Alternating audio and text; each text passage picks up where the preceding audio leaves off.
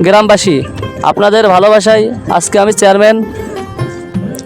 আপনাদের কাছে আমি চিরকৃতজ্ঞ। আমি পর দুবার চেয়ারম্যান হয়েছে আপনাদের ভালোবাসা। সবাই আমার পাশে আছে তো?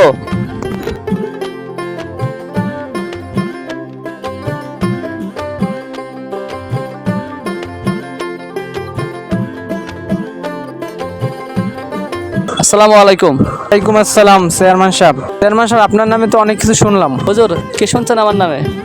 আপনি নাকি এলাকায় সুদের কারবার শুরু করছেন, এটা কি ভালো কথা? সুদ নেওয়া ও খাওয়া দুইটা সমান অপরাধী, মানে হারাম। কিসের হারাম? গ্রামের মানুষদের সুবিধার টাকায় কিছু উপকার করি, তারাও উপকৃত হয়, আমার কিছু লাভ হয়। হুজুর, এখানে হারামে কি দেখলেন আপনি? চেয়ারম্যান সাহেব, আপনাকে বোঝানোর ক্ষমতা আমার নাই। আল্লাহ আপনাকে হেদায়েত করুক। ঠিক আছে, আচ্ছা আসি।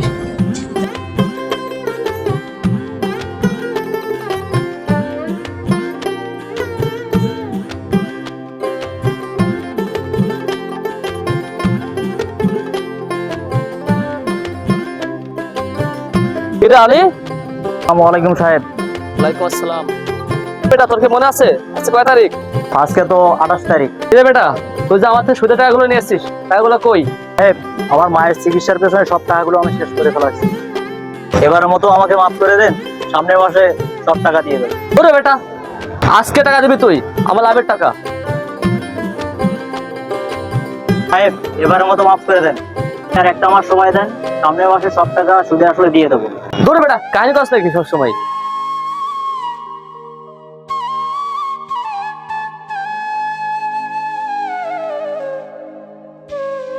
এ ভাই, কি সমস্যা আপনার?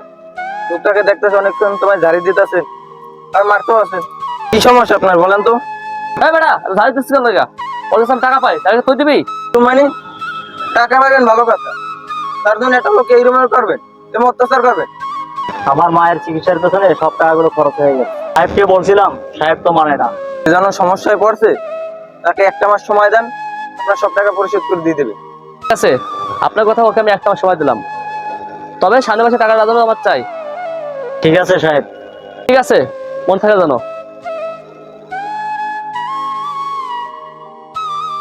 ঠিক আছে ভাই, আপনাকে অসংখ্য ধন্যবাদ। আচ্ছা ভাই, সমস্যা নাই। আপনার মা যখন সমস্যায় পড়ছে, তা আপনি কি করবেন? টাকা তো ভেঙে ফেলাইছেন, তাকে সামনের মাসে দিয়ে দিয়েন।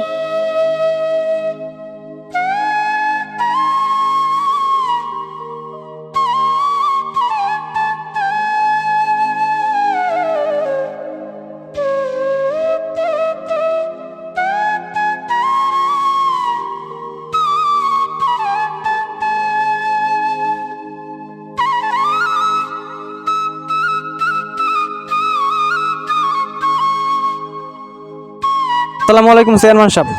আসসালাম। কি মনে করে এই রাস্তায়? চেয়ারম্যান সাহেব, আপনার জন্য একটু তরকারি আনছিলাম।